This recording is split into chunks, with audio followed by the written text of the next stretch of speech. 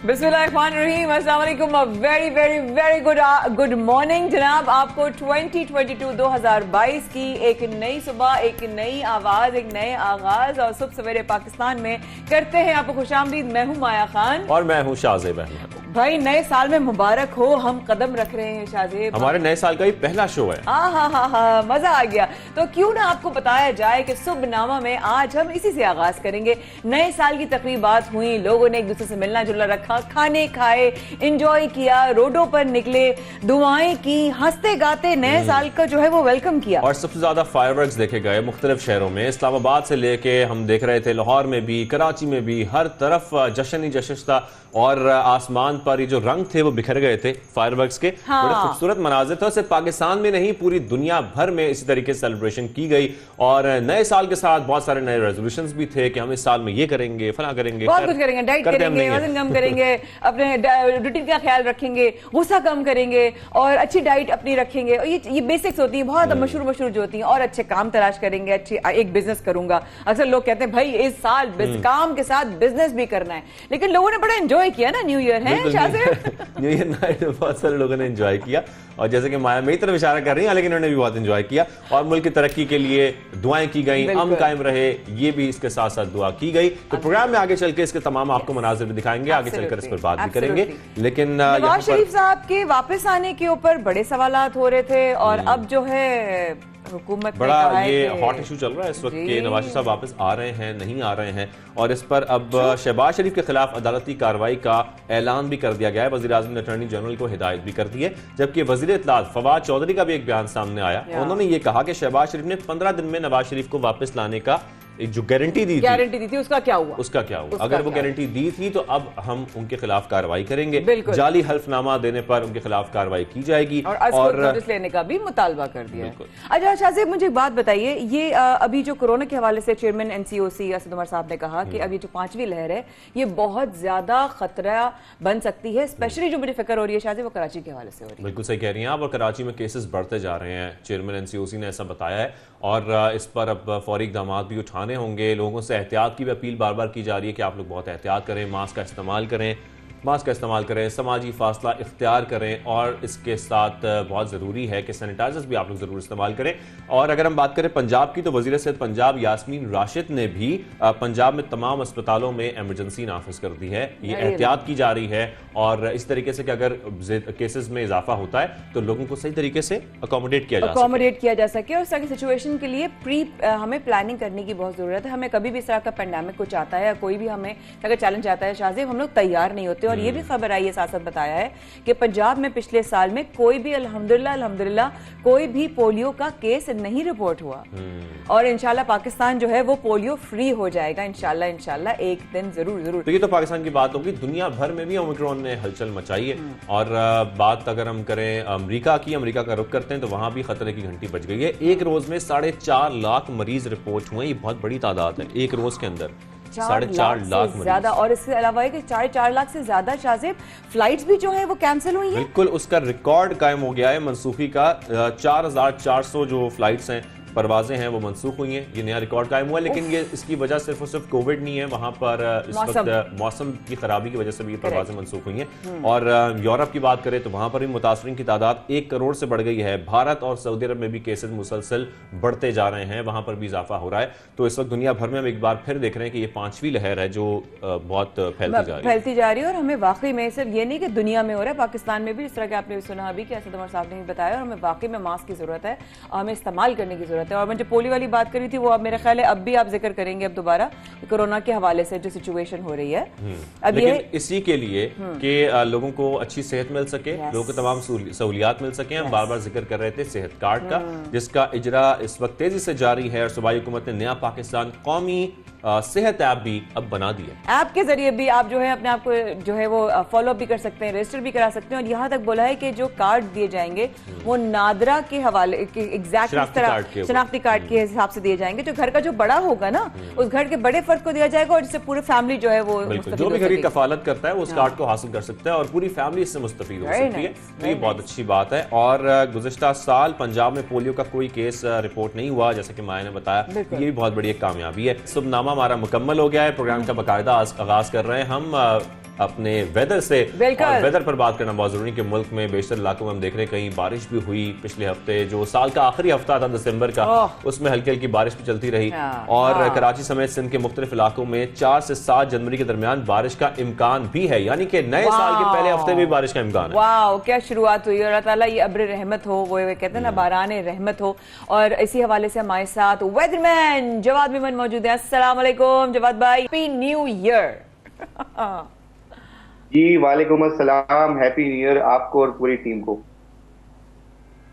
Thank you so much Javad भाई। अभी शाजिब में मैं रिकॉर्ड लगा रहा था, एज यूजुअल रिकॉर्ड लगा रहा था कि मुझे बड़ी ठंड लगती है। भाई मुझे ठंड लगती है, लेकिन ठंड हो भी रही है ना, ये भी जरा बता दें, बारिश भी बता दें, क्या मौसम हो रहा है। कल से हवाएं नोट करी हूँ, ठंड थोड़ी कम है लेकिन हवाएं वैसे आज मुझे ठंड थोड़ी सी कम लग रही है। हाँ, क्योंकि कोट ऐसा जबरदस्त पहना हुआ है ना, आज सूट जबरदस्त किस्म का तैयारी। आज तो मैंने भी डबल पहने हुआ है, लेकिन फिर भी जरा बताएं जवाद भाई, what is happening. Happening is के आपको याद होगा आज से कोई हफ्ता 10 दिन पहले हमने जिक्र किया था कि जनवरी के फर्स्ट वीक में जो है वो काफी अच्छे सिस्टम की उम्मीद है। याद है हमें।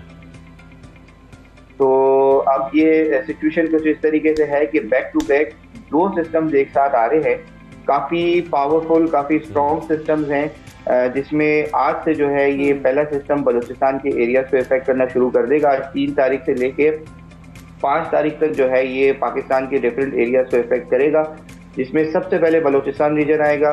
इंटायर बलूचिस्तान रीजन में जो है वो काफ़ी तेज़ बारिशें, पहाड़ों पे ज़बरदस्त बर्फबारी की उम्मीद है। और फिर कराची के हवाले से अगर बात करें तो फिर ये 4 तारीख की रात से या 5 तारीख से जो है वो कराची में भी उम्मीद है कि अच्छी बारिश गरज चमक के साथ जो है वो इंशाअल्लाह पॉसिबल है।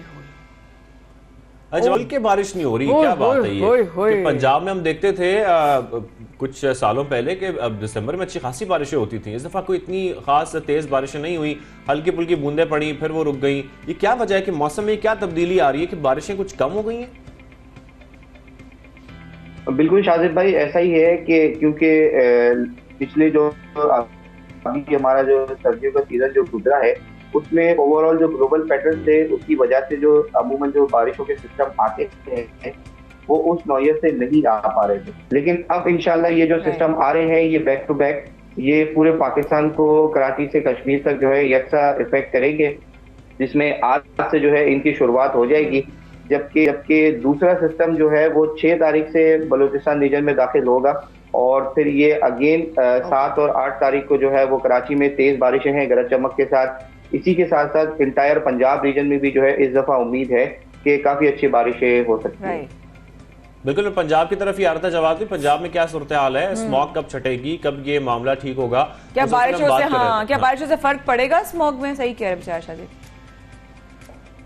देखें माया, काफी हद तक इंशाल्लाह उम्मीद है कि फर्क पड़ेगा, क्योंकि अपर पंजाब, इस्लामाबाद, मरी रीजन तक तो बारिशें हो रही हैं, लेकिन अनफॉर्चुनेटली सेंट्रल पंजाब और साउदर्न पंजाब में अब तक कोई खास बारिशें देखने में नहीं आई है। लेकिन अगेन अपकमिंग जो सिस्टम है इसमें उम्मीद यही है कि 6 तारीख से लेके 8 तारीख तक जो है पंजाब की ये जो एरियाज है जिसमें स्मॉग और फॉग बहुत ज्यादा मौजूद है इस वक्त, इंशाल्लाह इसमें यहाँ पे काफी हद तक रिलीफ मिलेगा, काफी अच्छे स्पेल्स की उम्मीद है।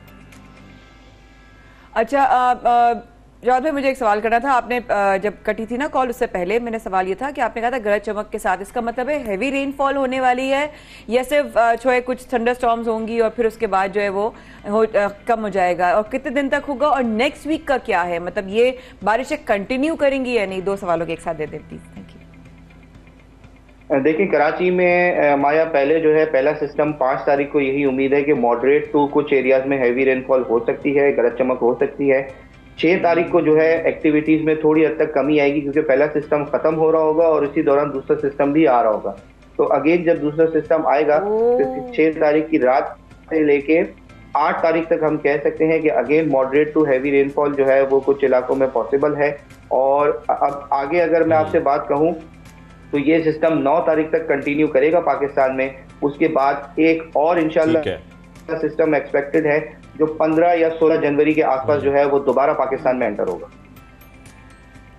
ठीक है, ये दोबारा 11 जनवरी के एंड पे जवाब मेमन साहब हमारे साथ मौजूद थे, हमारे और तस्लीम हमारे से बात कर रहे थे वेदर के बारे में, जो कि मुसलसल हम देख रहे हैं कि सर्दी बढ़ रही है, मौसम बदल रहा है, कहीं बारिश हो रही है, कहीं बर्फबारी हो रही है। पहाड़ी इलाकों में बड़ी खूबसूरत हम देख रहे हैं इस वक्त मनाजर है, बर्फबारी हो रही है, लेकिन ये तो हम बात कर रहे हैं नदर्न एरियाज की। अगर हम कुछ रुक कर लें, जो आपकी बलोचिस्तान की साहिली पट्टी है, जुमे के दिन हम आपको दिखा रहे थे कि वहां पे क्या मनाजर हैं, क्या खूबसूरती है वहां के पहाड़ों की, वहां की चट्टानों की, वहां की साहिली पट्टी की। तीसरी दफा जल रही हूँ मैं, तीसरी दफा नए साल में भी ये शख्स मुझे जला रहा है, अकेले अकेले घूम के जगहों पे आ जाता है, और मैं तीसरी दफा आप लोगों के साथ मैं भी शामिल हूँ, लेकिन कोई नहीं। हम जुमे के दिन आपको दिखाते हैं वहां की खूबसूरती, लेकिन वहां की खूबसूरती के बाद न्यू ईयर का जश्न किस तरीके से मनाया गया, जो वहां की सेलिब्रेशन थी न्यू ईयर नाइट की, वो किस तरीके की थी, ये तमाम चीजें भी आज आपको दिखाते हैं। जबरदस्त।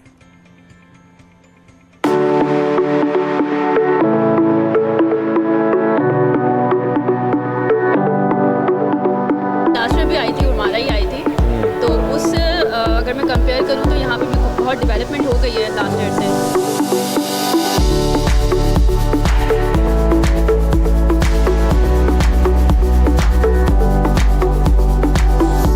आपको कैसा लगा बलूचिस्तान?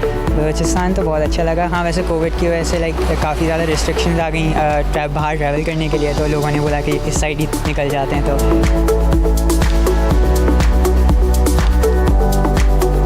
बहुत अनबिलीवेबल, मतलब बस रास्ता ही एक मेन इशू था जिसमें हम लोग थक गए और ये सब हुआ, लेकिन यहाँ पे आके I mean it's worth it. Balochistan की खूबसूरती के बारे में मैं आपसे क्या कहूँ, माशाल्लाह बहुत खूबसूरत जगह है।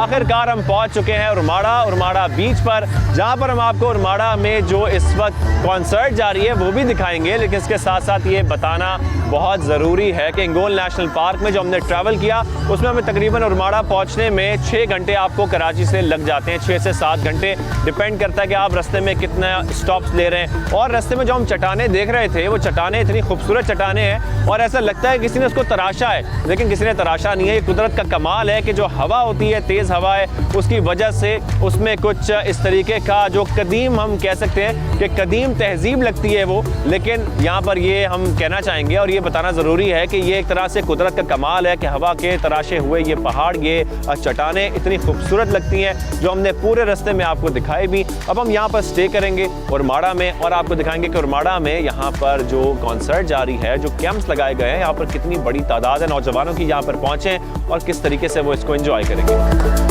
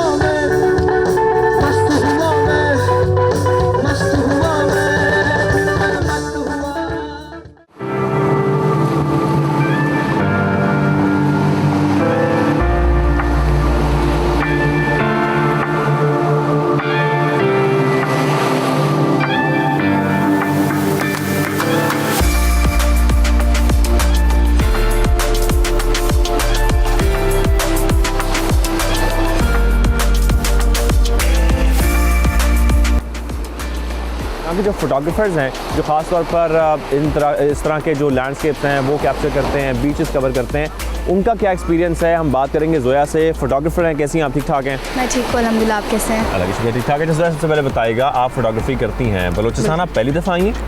नहीं, मैं पहले भी बलूचिस्तान आ चुकी हूँ। कुनमलेर पे भी मैंने काफ़ी इस तरह के यूथ इवेंट्स जो है वो कवर किए हैं और वहाँ के भी मेरे पास काफ़ी लैंडस्केप और लाइक जो रास्ते में पहाड़ हैं और बीचेस हैं उसके बाद, और वहाँ पे भी मैंने काफ़ी एक्सप्लोर किया है बलूचिस्तान में। और लोगों को आना चाहिए यहाँ पे, बिकॉज़ लोगों को ये लगता है, उनका एक ये बना हुआ है कि बलूचिस्तान सेफ़ नहीं है, और हालांकि वो बहुत सेफ़ है। यहाँ पे इतनी खूबसूरती है, बीचेस हैं, पहाड़ हैं, जो कि आप आके यहाँ पे इंजॉय कर सकते हैं। अच्छा, आप एक फोटोग्राफर का एक अपना व्यू पॉइंट होता है बिल्कुल। और वो बड़े क्लोजली, बड़ा प्रिसाइजली चीज़ों को देख रहा होता है। बिल्कुल। आप यहाँ की खूबसूरती कैसे देखती हैं जब आप फोटोग्राफी करती हैं, पिक्चर्स कैप्चर करती हैं? बेसिकली आपका फोकस क्या होता है, मैं क्या चीज़ जो है अपनी फोटोग्राफी में दिखाऊँ? बीचेस पे मेरा ये ज़्यादातर फोकस होता है कि वहाँ पे जो लोग होते हैं, मेरा ये होता है कि मैं बीच भी कवर करूँ, बट उन लोगों की भी स्टिल्स लूँ ताकि एक फील आए, हाँ, ह्यूमन एंगल भी आए वहाँ पे। और बट जहाँ पे अगर हम देखते हैं पहाड़ है रास्ते में, और जो भी बहुत सारी हमें अच्छी सीनरीज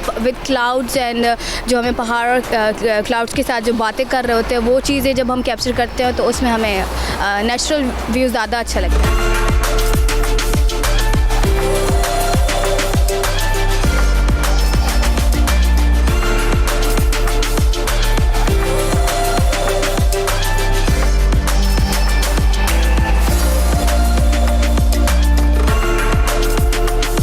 इवेंटिका के को-फाउंडर और इस इवेंट के ऑर्गेनाइजर बिलाल साहब हमारे साथ मौजूद। सबसे पहले तो बताइएगा, ये इवेंट बड़े कामयाबी से हुआ है और बहुत बड़ी तादाद नौजवानों की इसमें आती है, तो बेसिकली ये इवेंट आप लोगों का न्यू ईयर के अकॉर्डिंगली प्लान किया गया था और मकसद क्या था इसका? बेसिकली ये एक लॉन्ग वीकेंड था 25 और 26 दिसंबर का, जिसमें हमने एक प्लान किया कि कराची से एक ऑडियंस लेके आई जाए बलूचिस्तान के इस शहर उर्मारा में, जो माशाल्लाह काफ़ी खूबसूरत है। यहाँ का समंदर काफ़ी क्लीन और बहुत ही रिप्रेजेंट करता है बाहर के समंदरों पे। एक तरफ हम ये भी देखते हैं कि हमारे वज़ीर-ए-आज़म पाकिस्तान बहुत कोशिश कर रहे हैं टूरिज़्म को प्रमोट करने की और इसको इतना अच्छा बेहतर बनाने की कि पूरी दुनिया से टूरिस्ट यहाँ पर आ सके। इसके साथ साथ ये बता दें आखिर में, अगर कोई आपके इवेंट में शामिल होना चाहता है, यहाँ पर आना चाहता है या इस तरह के इवेंट्स अटेंड करना चाहता है, तो उसके लिए उसको क्या करना होगा? बेसिकली हमारे एवरी वीकेंड ट्रिप्स होते हैं। साउदर्न में है, जैसे बलूचिस्तान हो गया, सिंध हो गया।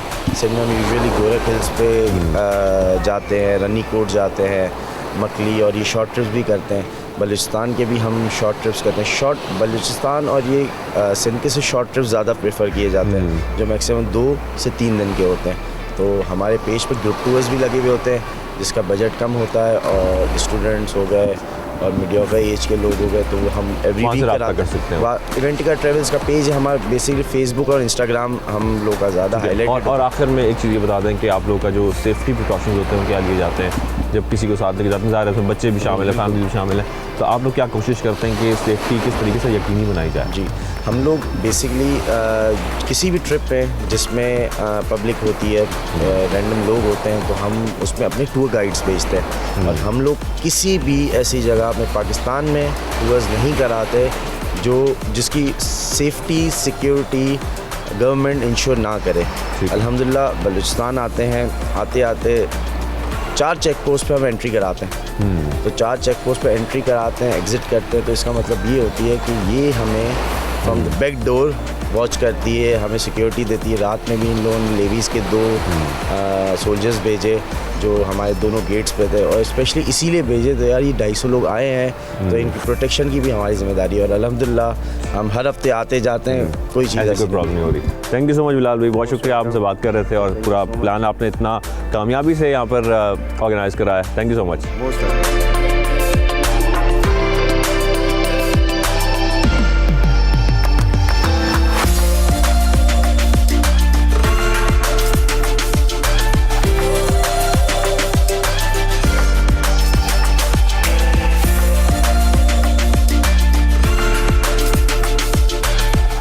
सूरज की किरणें फूट चुकी हैं, तुलुए आफ्ताब के मनाज़र आप देख रहे हैं। ये रोशनी ये रोशनी है नई उम्मीद की कि हमारा नया साल बहुत अच्छा गुजरे, हमारे पाकिस्तान में अमन कायम रहे, पाकिस्तान इस तरीके से खुशहाल रहे। और आप लोग जो पाकिस्तान की खूबसूरती देख रहे थे, जो हम आपको दिखा रहे थे, बलूचिस्तान कितना खूबसूरत है, इसी तरीके से आप पाकिस्तान को डिस्कवर करते रहें। नई उम्मीद के साथ नए साल का आगाज़ करेंगे कि पाकिस्तान में इस तरीके से अमन कायम रहे और आप सब लोग पाकिस्तान को देखें, टूरिज़्म इंजॉय करें, टूरिज़्म करें भी, पूरा पाकिस्तान डिस्कवर भी करें। यही हमारे नए साल का रेजोल्यूशन होना चाहिए। भाई वाह, जबरदस्त न्यू ईयर की तैयारियां और देखी हमने शाहजेब की बहुत सारी सेलिब्रेशंस, लेकिन इन सेलिब्रेशंस को रखिएगा हमारे साथ। और इस वक्फे के बाद होते हैं हम आपके साथ सुबह सवेरे Pakistan. Will be right back.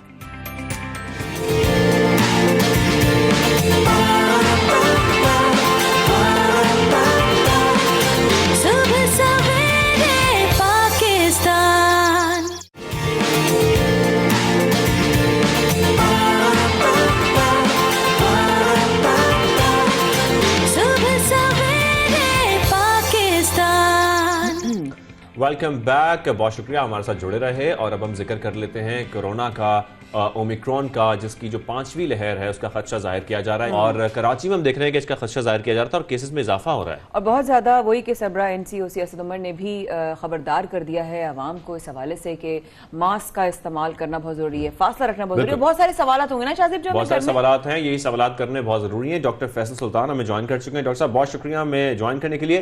जिस तरीके से बताया जा रहा है, खदशा जाहिर किया जा रहा है ओमिक्रॉन की, खासतौर पर इस 5वीं लहर का, कितनी खतरनाक ये साबित हो सकती है अगर हम इसका मुवाजना करें पिछली जो लहरें थी? जी देखिए, इसको दो तरीके से देखा जा सकता है। एक तो जो एब्सोल्यूट नंबर है, तादाद जो है केसेस की, वो बढ़ रही है। जैसे मैं जिक्र कर भी चुका हूँ पहले भी कि ये 1% से नीचे इसके अदाद-ओ-शुमार चल रहे थे और अब ये जो है इसकी परसेंट जो है वो बढ़ रही है और आज 1.5% थी। और साथ साथ केसेस की तादाद में जो नंबर है, एब्सोल्यूट नंबर है, उसमें भी इजाफा हो रहा है। क्या ये ट्रांसलेट होता है into more cases in hospitals, खुदा न खास्ता, या आइंदा आने वाले दिनों से ही पता चलेगा।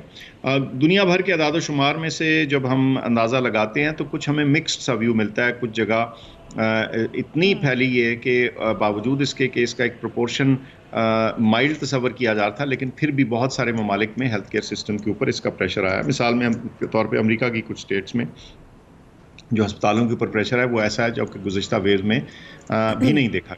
तो इसलिए ये कह देना कि क्योंकि कुछ केसेस माइल्ड नज़र आ रहे हैं ये कुछ नहीं होगा, ये बिल्कुल सरासर मिसलीडिंग होगा, बल्कि ख़तरनाक होगा। क्योंकि जब तक इसका पूरा असर इस वेव का या इस ओमिक्रॉन वेरिएंट का सारे माशरे पर नहीं नज़र आता, इस बारे में वाज़े तौर पे कहना कि ये कितनी ख़तरनाक साबित होगी, ये गैर ज़िम्मेदार होगा। तो मैं समझता हूँ कि अभी हमें एहतियात ही बरतनी चाहिए।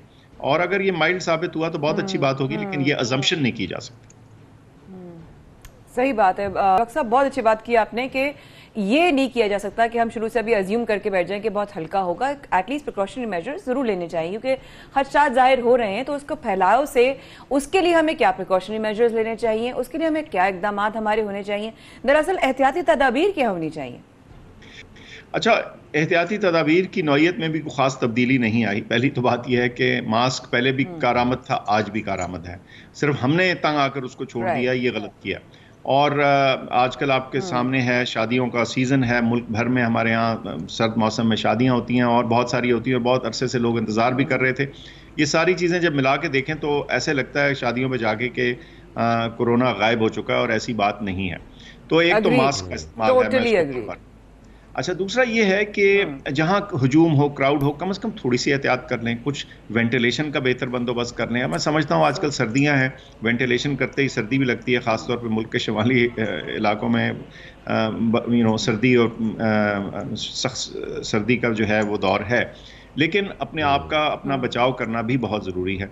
तो एक तो ये वेंटिलेशन और मास्क, और साथ साथ वैक्सीन।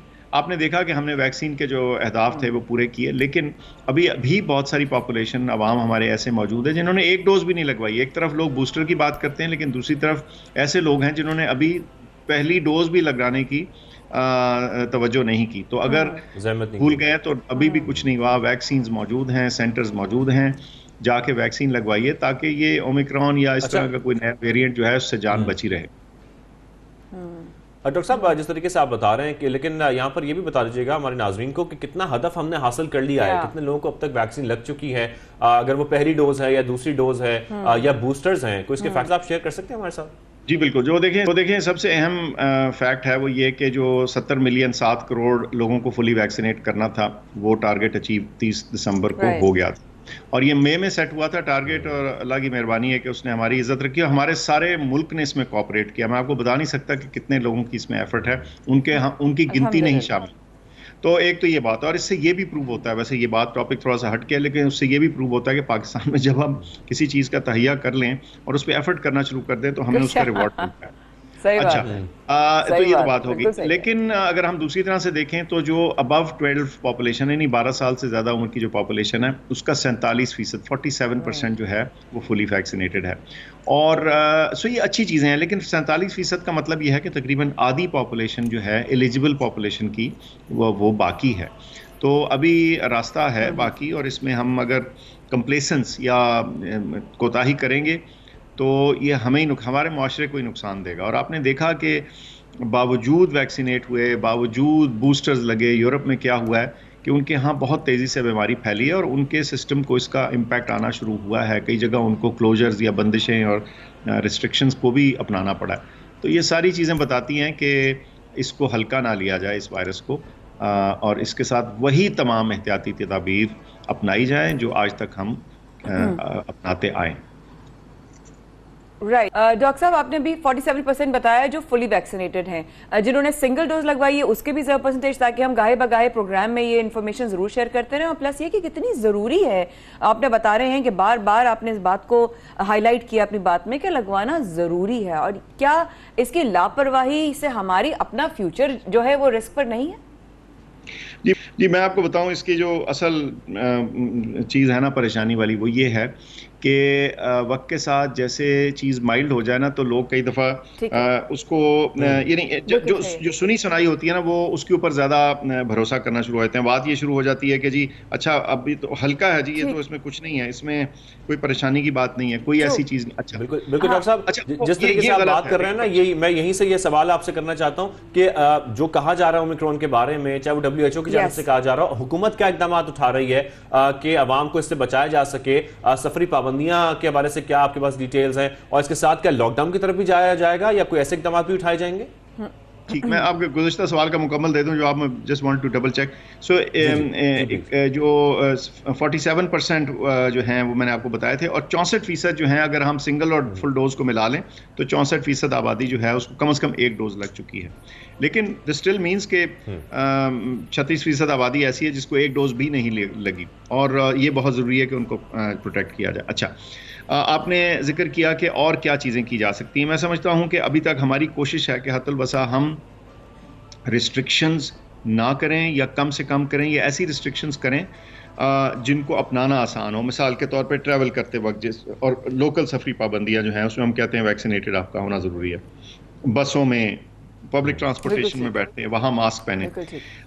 और हमारी कोशिश तो ये होगी कि किसी किस्म की बड़ी पाबंदी लगाए बगैर इस वेव का मुकाबला किया जाए। लेकिन देखिए गुज़िश्ता वेव्स में हमने क्या देखा, अगर सूरत हाल ऐसी हो कि हमारे हेल्थ सिस्टम पे प्रेशर आना शुरू हो या उसके कुछ इंडिकेशंस आएँ, फिर हम भी मजबूर हो जाते हैं। तो वो खुदा न खास्ता अगर हुआ तो उस तरफ आएंगे। लेकिन अभी मेरी डॉक्टर साहब के हमें बहुत ज़्यादा बहुत शुक्रिया डॉक्टर साहब हमारे साथ मौजूद थे। इस वक्त आया 47% फुली वैक्सीनेटेड हैं, 64% लोगों की सिंगल डोज हो चुकी है, लेकिन अभी भी 36% लोग हैं जिनको बिल्कुल कोई भी डोज नहीं लगी, और एक बहुत बड़ा हदफ है जो अभी हमें पार करना है।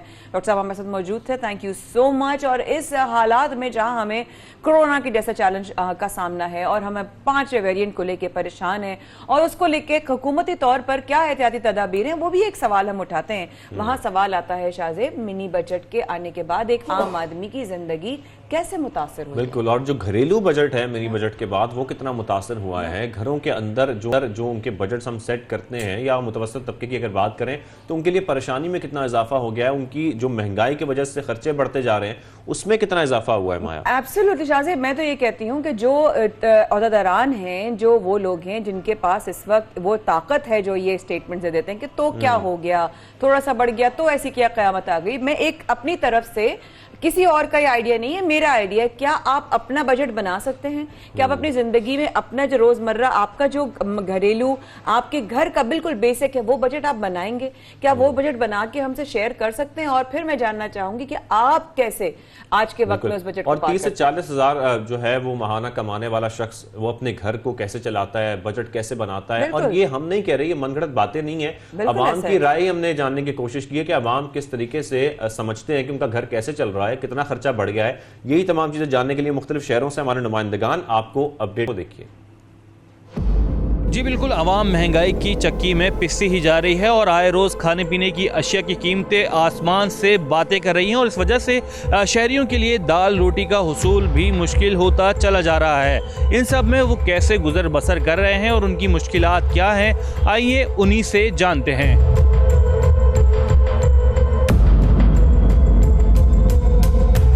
महंगाई का प्रॉब्लम ये है, कराची में कोई कंट्रोल करने वाला नहीं। वो कहते हैं गालियाँ इमरान खान को पड़ रही हैं, लेना देना सिंध गवर्नमेंट का कुछ है नहीं, इस वजह से ये महंगाई बढ़ रही है। जिसको जो मर्जी आता है वो दाम रख देता है। तनख्वाहें हमारी वही हैं, हर चीज़ डबल होगी है, दालें हैं वो, आटा है वो, चीनी है वो, यानी कि किसी चीज़ में तो आदमी को रिलीफ हो, किसी भी चीज़ में नहीं है। इस वक्त हम पहुँच चुके हैं एक डिपार्टमेंटल स्टोर में जहाँ पर ज़रूरत की अशिया और खाने पीने की जो अशिया हैं वो हमने ख़रीदारी करनी है और देखते हैं कि उसकी इस वक्त कीमत क्या है और एक साल के दौरान इन कीमतों में जो है वो कितना इजाफा हुआ।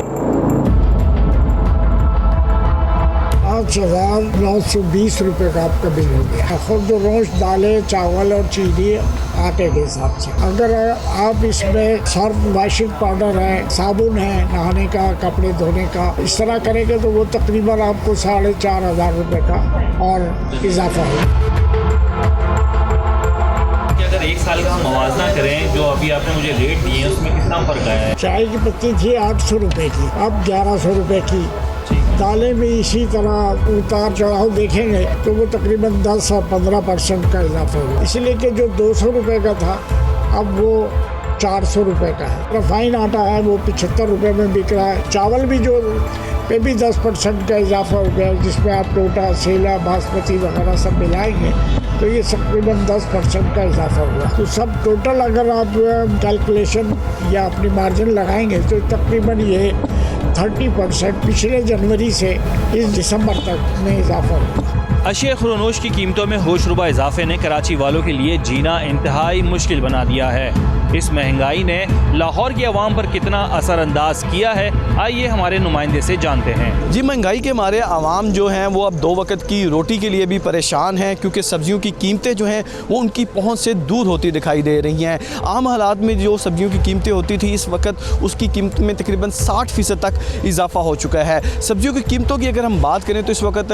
लाहौर की मुख्तलिफ सब्जी मंडियों में आलू की कीमत जो है वो 40 से 50 रुपये के दरमियान पहुँची हुई है, जबकि टमाटर जो है वो 70 से 80 रुपये, मटर जो है वो 100 से 120 रुपये, मुंगरे जो हैं उनकी कीमत भी इस वक्त तकरीबन 100 से 140 के दरमियान है। इस हवाले से लोगों का क्या कहना है और दुकानदारों का इस कीमतों के हवाले से क्या कहना है वो आपको बताते हैं।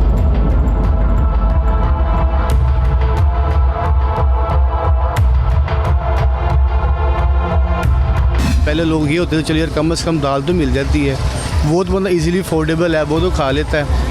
अब तो वो भी नहीं खा, सब्जियां बहुत एक्सपेंसिव हैं। बहुत बुरा हाल है, गरीब आदमी का तो लेना ही बहुत मुश्किल है, सिर्फ देख सकता है, क्योंकि इस वक्त जो हालात इसने हुकूमत ने पैदा कर दिए हैं, सब्ज़ी तो दूर है, दाल भी बंदा नहीं ख़रीद सकता, दालें इससे भी ज़्यादा हैं। मौसम ख़राब था ना, धुंध पड़ रही थी, सब्ज़ी महंगी थी, अब मौसम खुल गया सब्ज़ी सस्ती हो जाएगी, ये होता है। अब ठंड में तुलाई नहीं होती है, जब मौसम खुल गया तुलाई होती है, सब्ज़ी सस्ती हो जाती है। 200 खरब रुपया भी वापस आ जाए तो आम आदमी की भिंडी तो 200 रुपये यहाँ मिल रही है ना। हमें भिंडी चाहिए, हमें प्याज चाहिए, लहसुन चाहिए।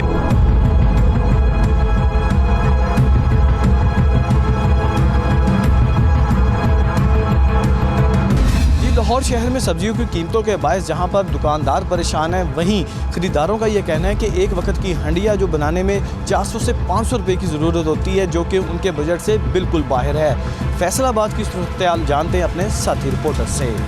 जी बिल्कुल, फैसलाबाद में महंगाई की सूरत हाल आए रोज़ अबतर होती जा रही है। शहरियों को हर रोज़ नई कीमतें सुनने को मिलती हैं। स्पेशली अशियाए खुरोनोश की हम बात करें तो खतून खाना जो है काफ़ी ज़्यादा इस हवाले से परेशान नज़र आ रही है कि घरेलू बजट को मैनेज करना उनके लिए बहुत मुश्किल हो गया है। एक मजदूर की तनख्वाह ज़्यादा से ज़्यादा 20,000 रुपये है, तो लेकिन घर का खर्चा चलाना उनके लिए बहुत ज़्यादा मुश्किल है। बिजली की कीमतें काफ़ी ज़्यादा फ़ी यूनिट महंगी हो चुकी हैं। गैस है वो घरों में आ नहीं रही है, मुतबादिल ज़राए इस्तेमाल करना पड़ रहे हैं, वो भी आउट ऑफ बजट होते जा रहे हैं उनके लिए। घर के जो मर्द हजरात हैं वो भी इस हवाले से काफ़ी ज़्यादा परेशान हैं क्योंकि महदूद जो है आमदनी के वसाइल हैं और दूसरे जो है अखराजात इतने ज़्यादा हैं, बिल्स इतने ज़्यादा उनको आ रहे हैं। गैस घरों में आ नहीं रही है तो मुतबादिल ज़राए इस्तेमाल करें, इलेक्ट्रिक हीटर, इलेक्ट्रिक गीज़र और इस तरह की दूसरी जो है इलेक्ट्रिक मसनूआत वो इस्तेमाल कर रहे हैं, जिसकी वजह से बिजली के बिल्स भी काफ़ी ज़्यादा आ रहे हैं। तो उस हवाले से शहरियों का ये कहना है कि इनकी कीमतों को कंट्रोल किया जाए। कम से कम जो 3 वक्त की रोटी खाते हैं वो तो उनके लिए सहल बना दी जाए। चिकन की कीमतें भी आए रोज़ बढ़ती जा रही हैं। जब भी वो मार्केट का विजिट करते हैं तो उनका कहना है कि हर रोज़ हमें नई कीमत सुनने को मिलती है, जिसकी वजह से हालात काफ़ी ज़्यादा बर्दाश्त से बाहर होते जा रहे हैं। एक आम आदमी के लिए, एक मतवस्त तबके के अफराद के लिए काफ़ी ज़्यादा मुश्किल हो गया है कि वो घर का इंतज़ाम है, वो जितने भी अखराजात हैं वो किस तरह से चलाने हैं। फैसलाबाद की आपने सूरत हाल जानी, अब पेशावर की सूरत हाल से आपको आगाह करते हैं। बढ़ती हुई महंगाई और रोज़ाना दिहाड़ीदार मजदूरों की कमाई। आया आजकल इन हालात में, महंगाई के इस दौर में दिहाड़ीदार मजदूरों के अखराजात अपनी दिहाड़ी से पूरे होते हैं या नहीं, इस हवाले से यहाँ पर हमारे साथ मौजूद है कुछ लोग। उनसे बात करते हैं जो रोज़ाना की दिहाड़ी की बुनियाद पर काम करते हैं। अच्छा, ये बताएं कि आजकल आप लोगों की दिहाड़ी जो है ना वो कितनी है? बस ये 500 या 1000 रुपये बन जाता है, कभी लगती है कभी नहीं लगती है। महंगाई बहुत ज़्यादा है तो गरीब बंदा क्या करता है, कुछ भी नहीं करता। अच्छा, ये बताएं कि जितनी दिहाड़ी आपको रोज़ाना मिलती है तो उस पर घर के अखराजात पूरे होते हैं या नहीं? उसके ऊपर घर के अखराजात नहीं पूरे होते हैं क्योंकि बच्चों की पढ़ाई भी है, अपना खर्चा है। अच्छा, ये बताएं कि जब दिहाड़ी मिलती है तो उसमें दिन के अखराजात आपके पूरे होते हैं या नहीं? सर जी, एक दिहाड़ी से क्या होता है, इतनी महंगी है, रोटी भी बहुत महंगी है, घी बहुत महंगा है, दालें बहुत महंगी है, हर चीज़ बहुत महंगी है।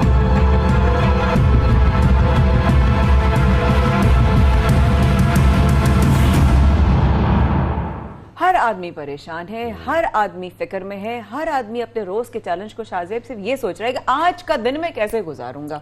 बिल्कुल। और जो खवातीन हैं वो जिस तरीके से अपने घर का बजट बनाती हैं, उनको सब्जी भी खरीदनी है, छोटी छोटी चीजें सब लेके आनी है घर के इस्तेमाल की, उनको इस बात का अंदाजा होता है कि जो खर्चे के लिए उनको पैसे दिए जाते थे या जिस तरीके से वो खर्चा चला रही थी तकरीबन उसमें दुगना इजाफा हो गया है। अब उनको अगर वो 5,000 रख रही थी तो उनको 10,000 रुपए रखने अपने घर के जो पूरा बजट है वो बनाने के लिए। एग्जैक्टली। और जब वो मांगती है तो उनके जाहिर है घर में जो जिनकी किफायत करने वाले लोग होते हैं वो कहते हैं कहाँ से करें, नौकरियां हैं नहीं, काम चल नहीं रहा, कारोबार बंद पड़ा है, इतना नुकसान हो गया है माशी, किस तरह घर चलेगा, कैसे लोग महंगाई से अपने आप को इस मुश्किल वक्त से गुजारेंगे।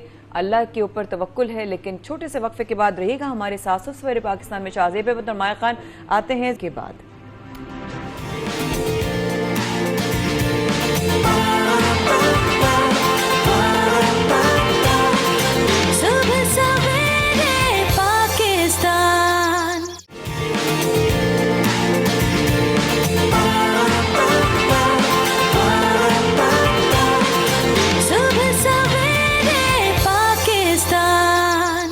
Welcome back. एक बार फिर आपको खुशामदीद कहेंगे सुबह सवेरे पाकिस्तान में। तो माया, यहाँ पर आप मुझे ये बताएं कि क्या आपके अकाउंट में कभी एकदम बहुत सारे पैसे आए? पैसे आए नहीं, पैसे अचानक से बस गए हैं, यही नजर आया बस जाते हुए। जाते हुए नजर आते हैं कि बरतानिया में बैंक की गलती की वजह से रातों रात लोगों के बैंक बैलेंस में इजाफा हो गया। और जो रिपोर्ट्स आ रही हैं, बैंक ने गलती से 75,000 अकाउंट्स में कुल 1,30,00,000 पाउंड जमा करा दिए। वो बैठे बैठाए सब लोग अमीर हो गए और अब बैंक परेशान है कि किस तरीके से पैसे उनसे वापस लिए जाएं। बट ऑब्वियसली वो वापस अब ले रहा है और साथ साथ अपोलोजाइज भी कर रहा है कि हमसे गलती हो गई। लेकिन कोई भी इंसान अगर उठे उसको नजर आए कि ओ माय गॉड मेरे अकाउंट में इतने पैसे आ गए, वो तो खुशी होगा। और अगर उसने किसी ने शॉपिंग कर ली हो उसी टाइम में, फिर शाहजेब क्या होगा? होगा? बिल्कुल, वो फिर बैंक को देखना पड़ेगा कि उनसे पैसे निकलवाने किस तरीके से और क्या मनाजिर थे। हम देख रहे थे कि आतिशबाजी एक ऐसा मुनफरिद अंदाज होता है कि 12 बजते ही, जैसे ही 12 बजते हैं आतिशबाजी का आगाज होता है और बड़ी मुनफरिद किस्म की मुख्तलिफ ममालिक से हमें ये आतिशबाजी देखने को मिलती है। पाकिस्तान में भी ऐसे मनाजिर थे, दुनिया भर में मनाजिर किस किस्म के रहे, रूस की बात करें, इटली की बात करें और कौन कौन से ममालिक। न्यूयॉर्क की बहुत खूबसूरती होती है, वहां पर CNN बहुत बड़े पैमाने पर कवर करता है। न्यूयॉर्क जो बेसिकली मैनहट्टन है, वहां पर सेलिब्रेशन होती है और अब कोरोना की वजह से बहुत आप देख सकते हैं मनाजिर पूरी दुनिया के, लेकिन वहां पर पूरी दुनिया इकट्ठी होती है और जहां पर बड़े बड़े जैसा रूस है, रूस का जो मेन एरियाज हैं, इटली के जो बड़े इलाके हैं, वहां पर इकट्ठे होते हैं और लोग एंजॉय करते हैं। इसलिए आपको वंस अगेन हम दोनों की तरफ से हैप्पी न्यू ईयर। लेकिन साथ साथ और आपको दिखाना भी तो बहुत जरूरी है कि तुर्की, रूस और इटली में हमारे नुमाइंदगान भी इस जश्न में शरीक हुए। उन्होंने क्या देखा, क्या मनाजिर देखे, वो आपको दिखाते हैं।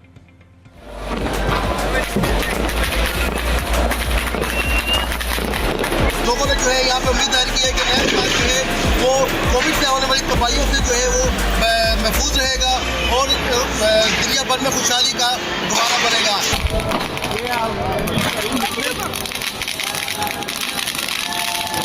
हम लोग बहुत इंजॉय कर रहे हैं, हमारी तरफ से सारी दुनिया के जितने भी पाकिस्तानी भाई दुनिया में रह रहे हैं उन सबको नया साल मुबारक।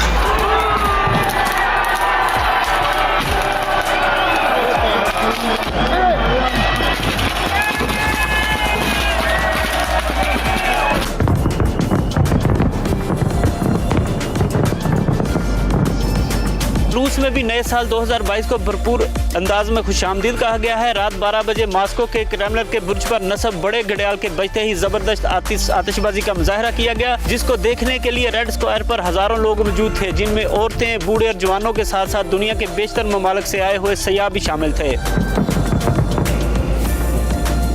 रूसी लोग नए साल से पहले रंजिशें भुला देते हैं, कर्ज अदा करते हैं और अधूरे काम मुकम्मल करते हैं।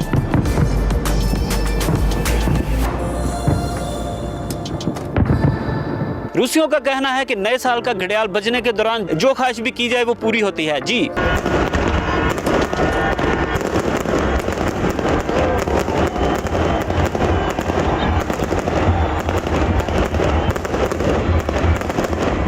वाओ वाओ, इमेजिन करो कितना मजा आ रहा है शाहज़ेब देखकर। हमारे नुमाइंदे किस तरीके से कवर भी करे थे, उनका भी बहुत शुक्रिया।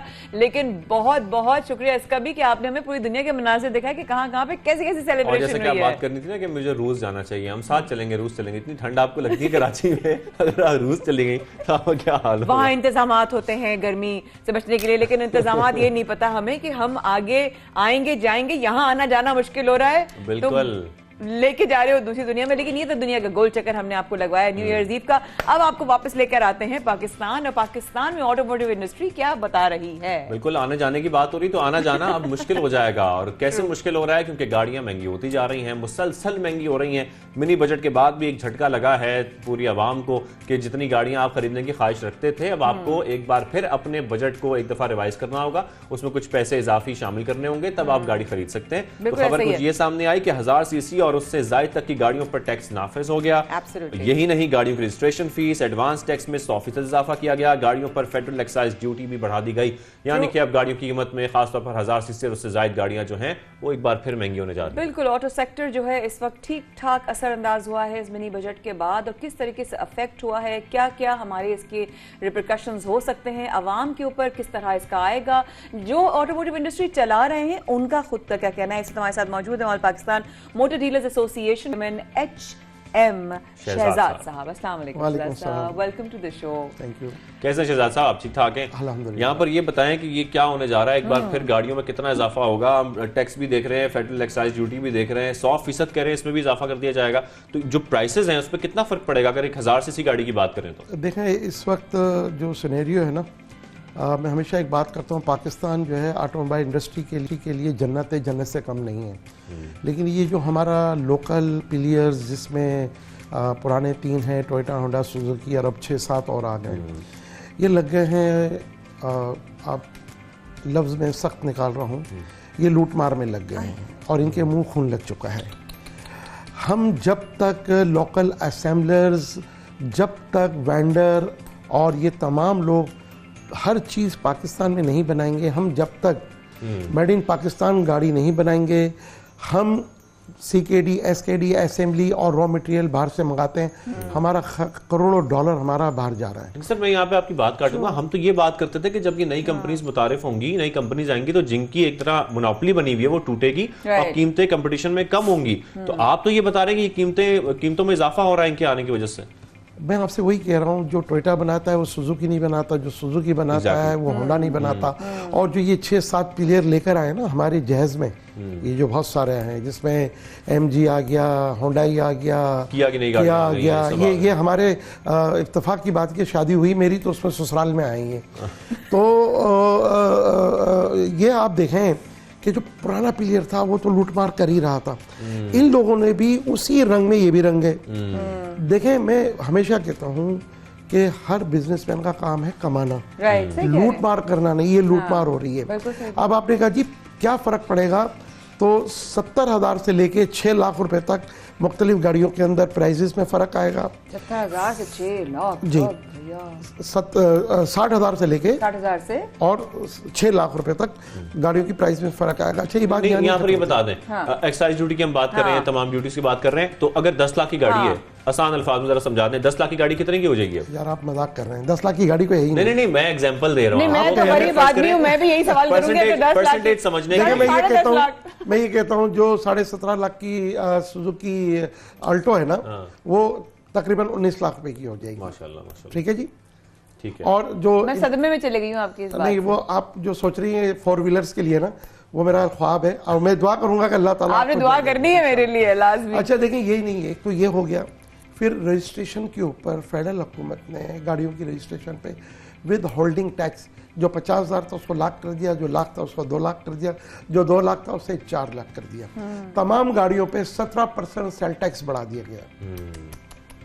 अच्छा देखें, आज गाड़ी है ना वो लग्जरी नहीं है, नेसेसरी है। बिल्कुल। जिसके 3-4 बच्चे हैं, मियाँ बीवी हैं, वो चाहता है मुझे सस्ती गाड़ी मिले। उसकी वजह है कि पब्लिक ट्रांसपोर्ट हमारी इतनी अच्छी नहीं है कि लोग मजबूर हैं, लोग कि वो गाड़ी खरीदते हैं, उस पर गुजारा करते हैं। लेकिन यहाँ पर मैं यही आपसे सवाल करना चाहूंगा, शाहज़ेब फासले भी हैं, लेकिन फासले भी शाहज़ेब भाई मुझे एक और सवाल करना था, शाहज़ेब भी सवाल कर ले कि इस वक्त आपने कहा कि चले एक गाड़ी जो है ना इतनी महंगी हो गई है, इंसान सोचते बाकी सोच से भी दूर है, अब उसके ऊपर रजिस्ट्रेशन फीस भी, तो ये फीस भी, तो वो फीस भी, तो आपको जो मैंने गाड़ी की कीमत बताई ना, तो आप बुक कराएंगे तो 6 महीने बाद मिलेगी।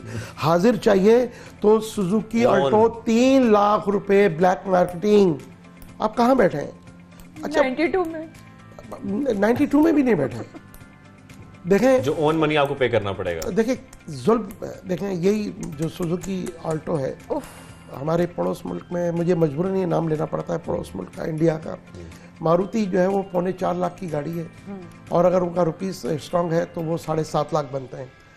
आप अब 19 लाख की गाड़ी लेंगे और हाजिर में लेंगे तो 3 लाख रुपए उस पर ब्लैक मार्केटिंग भी देंगे। आप पैसों का फर्क दें, क्यों? वो कंप्लीटली मेड इन इंडिया बना रहा है, हम कंप्लीटली चूचू का मुरब्बा बना रहे हैं। Exactly. हम कर ये रहे हैं, हम CKD, SKD, असेंबली, हम और रॉ मटेरियल, हमारा वेंडर जो कहता है कि जी हमारे पास इतनी सनतें, रॉ मटेरियल बाहर से मंगा के फिर इस्तेमाल करता है और वो बना के फिर पार्ट्स देता है या लाइटें बना कर देता है। हाई पार्ट्स तो हमारे यहाँ बनते नहीं, हाई टेक्नोलॉजी तो हमारे यहाँ बनती नहीं है, हम मजबूर हैं बाहर से लाने पे। मैं ये हुकूमत से कहता हूँ कि ये जो मौजूदा हुकूमत है, जब ये आई थी तो हमें ये लग रहा था कि वाकई कुछ होगा क्या, बेड़ा गर्क कर दिया। अच्छा सर, लोकल मार्केट को बेहतर करने के लिए जिस तरीके से हमने देखा भी माजी में, एक तो गाड़ियां आई भी लोकल मार्केट की बनी हुई थी, बेशक उनके पार्ट्स उन्होंने मंगवा के फिक्स किए, इस तरीके से मैन्युफैक्चर की, लेकिन वो फ्लॉप हो गई बिल्कुल। उसे बेहतर करने के लिए क्या करना चाहिए? कंपनीज आपके ख्याल में अगर आती हैं तो क्या वो इनका मुकाबला कर सकेंगी जो जापानीज गाड़ियां आ रही हैं? ये इशू बता रहा है, इसके ऊपर कोई बात भी करता है? ये मतलब कोई असल में है भी या इग्नोर करते हैं? देखें जी, 3 महकमे ऐसे हैं, एक इंजीनियरिंग डेवलपमेंट बोर्ड, एक मिनिस्ट्री ऑफ प्रोडक्शन और इंडस्ट्रीज, और वजीर जो हमारी तिजारत है, कॉमर्स मिनिस्ट्री, ये इन चीज़ों को फोकस करती है। उन्हें फिक्र ही नहीं पड़ी, वो कह रहे हैं कि जी अवाम, असल में प्रॉब्लम ये है कि हमारी आवाम की भी गलती ये है कि हमें बर्दाश्त नहीं है, चाहिए तो अभी चाहिए, हम वेट करें, थोड़ा सा इंतज़ार करें। और हमारी प्रोडक्शन ये क्यों नहीं बढ़ा रहे? देखें आज हम जब बात कर रहे हैं, हमारी सालाना ज़रूरत 10 लाख गाड़ियों की है। ये लोकल असेंबलर, ये जो लोकल असेंबलर जो है वो 3.5 लाख 3.25 लाख गाड़ियाँ असम्बल करता है, 30-40 हज़ार गाड़ियाँ TR बैगेज गिफ्ट के तहत बाहर से आती हैं। उसके बावजूद 6.5 लाख गाड़ियाँ लोग मजबूर हैं जैसे अभी आप बता रहे हैं देखें वो 10 साल पुरानी, 15 साल पुरानी, 20 साल पुरानी जो रोडों पर गाड़ियाँ चल रही हैं वो लेने पे मजबूर है। अगर उसे उसकी कीमतें खरीदने अगर कोई गाड़ी अच्छी मिल जाए वो पुरानी गाड़ी क्यों खरीदेगा? अच्छा, बिल्कुल सही है शहजाद भाई। मैं आपकी इसी सवाल से एक सवाल, आपकी बात से एक सवाल आ रहा है मेरे ज़हन में। एक आम आदमी है, ठीक है, हम लोग अक्सर जो है आम आदमी जिसकी बेसिक तनख्वाह जो है 30, 40, 50 हज़ार बहुत से बहुत अगर है, उसको क्या करना चाहिए? वो सोच रहा है कि मेरी फैमिली अब बड़ी हो रही है या मेरी अब फैमिली बढ़ने वाली है, मैं किस तरीके से गाड़ी लूँ, मैं कितने अरसे बाद प्लान करूँ? अच्छा, मैं आज से 4 साल बाद फैमिली प्लान करूँ क्योंकि मैं 4 साल बाद गाड़ी अफोर्ड कर सकता हूँ। What a one person should do? देखिए, अगर आज से 4 साल पहले ये बात आप करती हाँ। तब भी मेरा ये जवाब था और आज भी ये जवाब है, और आइंदा 4 साल बाद आप प्लानिंग करेंगी तो ये जो 19 लाख की गाड़ी है ना, ये इतनी सी छोटी सी मुन्नी सी चुन्नी सी जो गाड़ी है ये हो जाएगी तकरीबन कोई 25 लाख की। हमारे यहाँ प्लानिंग नहीं है। हमारे यहाँ जब तक हम मैन्युफैक्चर नहीं करेंगे, हमारा रॉ मटेरियल जो पाकिस्तानी रॉ मटेरियल से तमाम चीज़ें तैयार नहीं होंगी, गाड़ियाँ सस्ती नहीं होनी। हम टीआर बैगेज गिफ्ट के तहत जो गाड़ियाँ लाते हैं ना बाहर से, वो आपको सस्ती मिल सकती है। क्यों? कि वो डॉलर ड्यूटी भी बाहर से आती है। हमारे यहाँ वज़ीर आज़म साहब कह रहे हैं और वज़ीर ख़जाना कह रहे हैं डॉलर बचाओ, डॉलर बचाओ। आपका करोड़ डॉलर तो ये खरीदारी में जा रहा है। जो एक्सपोर्टर एक्सपोर्ट करके डॉलर ला रहा है वो ये इंपोर्ट करता है सीकेडी, एसकेडी, असेंबली और मटेरियल, उसमें आपका डॉलर जा रहा है। तो आप कर क्या रहे हैं? तो इनको भी कहा जाए, लोकल असेंबलरों को, अपने डॉलर का इंतजाम खुद करें। जैसे हमें यूज गाड़ियां जो हम बाहर से लाते हैं, हमें कहा गया कि जी बाहर से जो गाड़ी लाएगा वो डॉलर लेकर आएगा। ऐसे इन पे भी डाला जाए ताकि ये जो हम पर एक बहुत बड़ी प्रॉब्लम आई हुई है, हमें कर्जे डॉलर में देने हैं, हमें दूसरी चीजें डॉलर में देनी है, हम ये कैसे देंगे?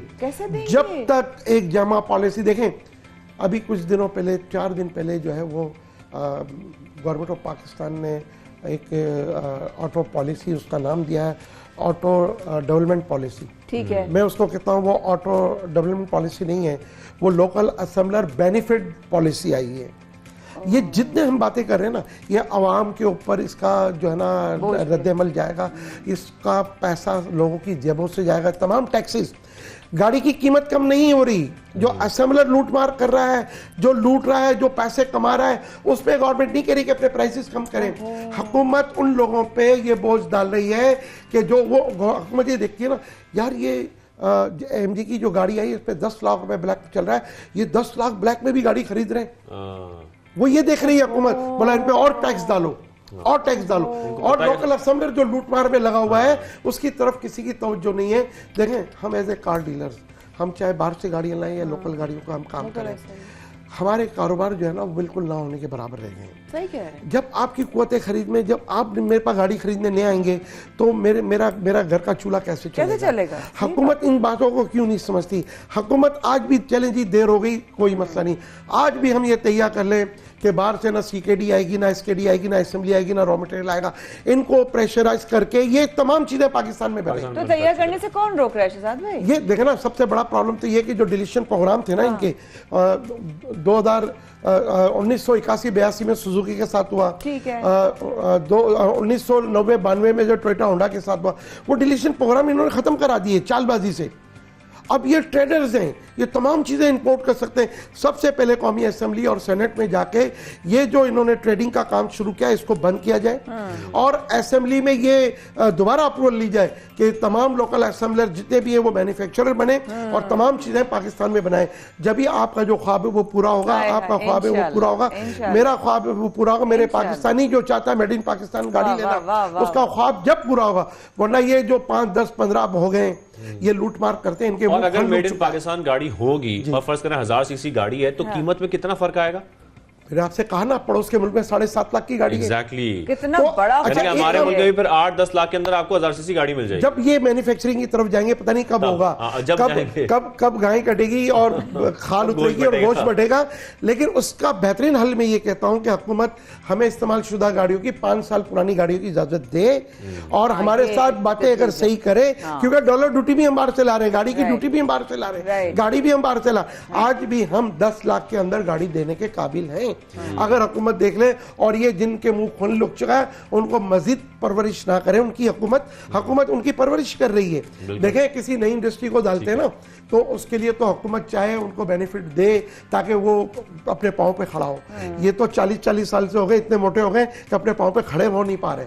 इतनी लूटमार कर ली है कि इन लोगों ने उससे मुख्तलिफ और कारोबार कर लिए और तो दुनिया में और कारोबार कर लिए। ठीक है, तो आप ये कह रहे हैं शायद भाई कि इस वक्त जो है हमें इम्पोर्टेड गाड़ियों पे हमें जो है कम से कम जितना हो सके उस पर हुकूमत को तवज्जो देनी चाहिए। और उसकी वजह मैं आपको बताऊं, देखें लोकल असेंबलर तो आप भी समझ चुके हैं, हम भी समझ चुके हैं, जब तक ये नहीं इम्प्लीमेंट होता है जनाब, जब तक आप मैन्युफैक्चरिंग की तरफ नहीं जाते, तमाम हमारा वेंडर और local assembler made in Pakistan के लिए तमाम चीजें पाकिस्तान में ना बनाए, जब तक इस्तेमाल शुदा 5 साल पुरानी गाड़ियों की इजाजत दें। पाकिस्तान में बन सकता है मेड इन पाकिस्तान गाड़ियां हो सकती हैं? 50 साल होने वाले अभी तक तो नहीं हुआ है। अच्छा, ये रजिस्ट्रेशन फीस और एडवांस टैक्स इसके बारे में बता दें। ये जैसे 100% इसका कहा जा रहा है, ये किस तरह से असरअंदाज होता है गाड़ियों की कीमत पर? देखें आपने गाड़ी खरीदी, पहले तो आपको देखें अभी आप गाड़ी बुक कराने जाएं कि गाड़ी बुक नहीं होगी, किसी तरीके से आपने अगर जबरदस्ती करा भी ली ना तो आपको 6 महीने का टाइम 6 महीने बाद जब गाड़ी आएगी और आप कहेंगे मैं 6 महीने बाद क्यों, मुझे तो अभी चाहिए, तो ब्लैक मार्केटिंग आपने करनी है, ये हो गई। उसके बाद आप जाते हैं गाड़ी रजिस्टर्ड कराने के लिए, तो वहां पर ये पैसा आपसे गवर्नमेंट ऑफ वसूल किया जाएगा। गवर्नमेंट ऑफ सिंध के अपने अलग टैक्सेस हैं और ये विफाक के लिए भी गवर्नमेंट ऑफ सिंध आपसे टैक्स लेगी। तो ये जो एक आल्टो है ना, अब ये 1 लाख रुपए और महंगी हो गई और प्रोडक्शन करते हैं 2022 रजिस्ट्रेशन के ऊपर 1 लाख रुपए आपको और देना है, रजिस्ट्रेशन में 1 लाख और देना है। 2022 में गाड़ी अगर फर्ज करें ऑल्टो इस वक्त 17 लाख रुपए की क्यों होने जा रही है? भाई मैंने आपको बताया ना, जो 17.5 लाख की थी वो 19 लाख की हो गई, रजिस्ट्रेशन का 1 लाख खर्चा मिला के 20 लाख की हो गई। और आने वाले दिनों में कोई अच्छी चीज मुझे नजर नहीं आ रही, क्योंकि जो अभी भी जो ऑटो पॉलिसी 2021-2026 आई है ना, वो इनके लिए हनीमून बनाने के लिए आई है, ये एंजॉय करेंगे। ठीक है, क्योंकि ये साहब हमारे साथ आज मौजूद और एंजॉय करेंगे, लेकिन अवाम कैसे एंजॉय करेंगे? अवाम कैसे एंजॉय करेगी? थैंक यू शहजाद भाई आपके आने का और हमारे ख्वाबों को थोड़ा सा झटका देने का। लेकिन फिर भी मैं दुआ करूंगी और आपके लिए भी करूंगी, हम सब अपने एक दूसरे के लिए करेंगे कि हम वाकई में एक मुश्किल दौर से गुजर रहे हैं, लेकिन साथ साथ एक वक्फे की तरफ भी ये बढ़ते लम्हात ये कह रहे हैं कि रहिएगा हमारे साथ। शाहजेब अहमद और Maya Khan will be right back after this very short break.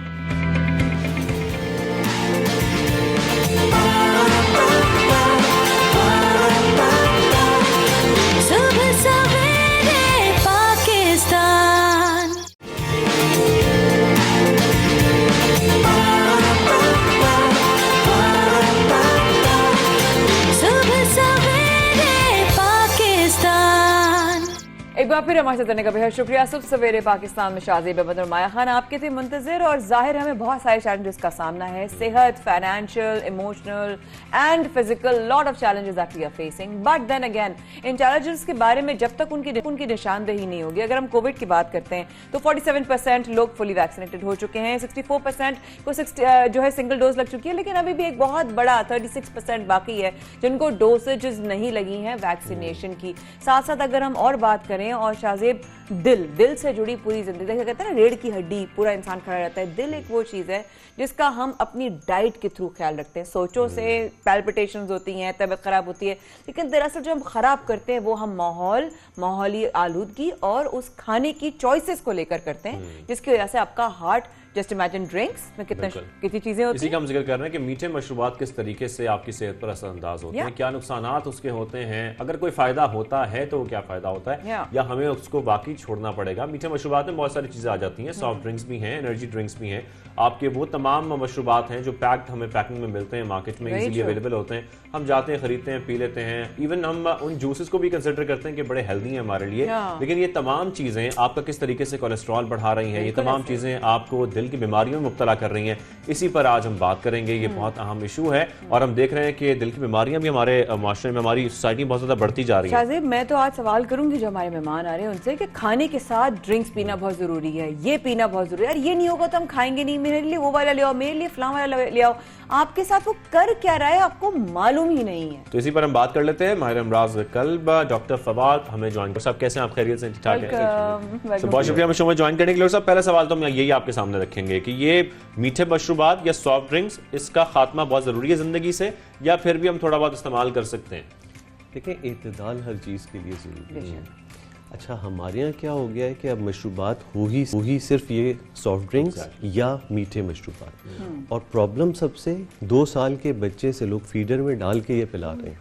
तो टेस्ट बड जो डेवलप हो रहे हैं, हमारे कन्वेंशनल बहुत अच्छे मशरूबात थे, लस्सी है, सत्तू है, लातादाद चीज़ें ऐसी हैं जिसमें फाइब्रस ऐसे कंटेंट जो न्यूट्रिशियस हैं, ये सारी चीज़ें हैं। अच्छा, इनका प्रॉब्लम क्या होता है कि बहुत ही कम मिकदार में आप बहुत ज़्यादा शुगर की मिकदार, बहुत अच्छा, कोल्ड ड्रिंक तो ये बाकी मीठे मशरूबात तो आपको फील होती है मिठास, कोल्ड ड्रिंक ऐसी चीज़ है जिसमें मिठास फील नहीं हो रही, लेकिन एक आम मशरूब के मुकाबले में 10 गुना ज़्यादा चीनी यानी शुगर की मिकदार उसमें इस तरह से इंडल्ज कर दी गई है कि उसको कभी कभार तो मैं कहता हूँ कि वो लेने के बाद थोड़ी देर के लिए आपका पेनक्रियास पागल हो जाता है। इतनी मिठास कहाँ से आ रही जी, है? वो यानी मैदे में जिसको आदत ही नहीं है, और वो मिठास डायरेक्टली ब्लड में जा रही है। तो आप किसी जैसे एक माल बरदार चीज पे एक की जगह 15 बोरियां एकदम से डाल दें, तो वो जब तक कि आपका पेनक्रियास नॉर्मल होता है, वो तो ये बिल्कुल सही इस तरह से बर्दाश्त कर लेता है, लेकिन आहिस्ते आहिस्ते वो एग्जॉस्ट होने लगता है। अच्छा, ये तो वो है कि आप अपनी नेचुरल हैबिटेट को एक ऐसी, यानी अपने पूरे मैकेनिज्म को एक ऐसा चैलेंज दे रहे हैं कि वो मुसीबत में पड़ जाता है। बिल्कुल। दूसरा, इस मिठास का नुकसान क्या है कि 12 से 15 साल के बच्चे इस तरह पी रहे हैं, तो अब आज आप देखें कि स्कूल गोइंग बच्चों की टमी निकली हुई होती है, फैट, एब्डोमिनल फैट क्यों है? ये सारा ये इम्प्रॉपर डाइट, और उसमें कोल्ड ड्रिंक का बहुत बड़ा पार्ट है। अच्छा, ये तो हम सिर्फ इसकी मिठास के रिलेशन में डिस्कस कर रहे हैं। कोल्ड ड्रिंक को आप ले लें तो एसिड है, और एसिड आप यहाँ से शुरू करें, दांत के एनामल से लेके जिस्म के हर हिस्से, इंटरनल मेटाबॉलिज्म, कैल्शियम, बोन्स, यानी पता नहीं लातादाद नुकसान कर देता है आपके पूरे सिस्टम की। और आप हैरत ज़्यादा ये होंगे कि आप यहाँ से पहाड़ों की चोटी पे चले जाएं तो बाहर वो जो ढाबे बने हुए होंगे उन पे कोल्ड ड्रिंक्स की बेशुमार, यानी वो जो हमारी हेल्दी लिविंग गांव या देहात या छोटे कस्बों में हुआ करती थी, इस कोल्ड ड्रिंक ने उसका भी बेड़ा गर्क कर दिया है। हर जगह पहुंची हुई है, हर जगह। खाने के साथ लेना कितना खतरनाक है। देखें, एक तो देखें खाने की अपनी एक वैल्यू न्यूट्रिशन, और उसमें भी आपको कोशिश ये करनी चाहिए कि फाइबर और प्रोटीन ज्यादा हो, फैट उसमें भी, लेकिन आप क्या कर रहे हैं कि वो एक अपना उसमें एक एडिशन कर रहे हैं, पाई के साथ एक सोडा वाला मतलब लेते हो, और ये पता नहीं किसने कह दिया है कि ये हजम करने में मदद देती है। वो सिर्फ एसिड है, 7 अप हमें हजम करने में मदद करती है। एसिड है जिससे मैदे की हरकत थोड़ी सी तेजी महसूस होती है, जिससे आप फील करते हैं कि चीजें बड़ा जल्दी, जो कुछ मैंने खाया वो सब कुछ चला गया। नहीं, ऐसा कुछ नुकसानदेह, ऐसा कुछ नहीं, दूध डालकर, दही डालकर, सिर्फ वक्ती मैदे की हरकत तेज होने की वजह से ये महसूस होने लगता है कि शायद, देखें, हजम होना तो ये है, आंत से खून में, खून से फिर जिगर, जिगर उसको इंडिविजुअल कॉन्स्टिट्यूएंट में तोड़े, तो ये कोल्ड ड्रिंक वहां थोड़ी जाएगी। ये सिर्फ आपकी आंतों की जो तेज हरकत है उससे एक महसूस मिल गया कि ये जरा जल्दी से। यही वजह कि आज हम देख रहे हैं कि बच्चों से लेके बड़ों तक जो दिल की बीमारियां हैं उनमें बहुत इजाफा हो रहा है। और इसके साथ मैं एडिशन एक और ये भी करता हूँ सवालात की कि किस तरीके से दिल की बीमारियों से बचा जा सकता है, हमें क्या करना चाहिए अपनी आम जिंदगी में, रूटीन में, कि हम दिल की बीमारी से दूर रह सकें। ये तो एक एस्पेक्ट था कि ये शुगर का ज्यादा होना। अच्छा, ओवरऑल दिल की बीमारियां जो यंग एज में आ रही हैं वो ओवरऑल लाइफस्टाइल का प्रॉब्लम है। अच्छा, अब आजकल हमारे पास फिजिकल एक्टिविटी के कोई चांसेस नहीं है। Agreed। बच्चों के पास कोई प्लेग्राउंड नहीं है, स्कूलों में कोई खेल के मौके नहीं है, हर खेल बस अब अपने टैबलेट्स पे, फोन पे और इस पे चला गया। तो फिजिकल एक्टिविटी से, ये तो मैं बच्चों की बात करूं, ओवरऑल एक पूरी जनरेशन फिजिकल एक्टिविटी से दूर होती जा रही है।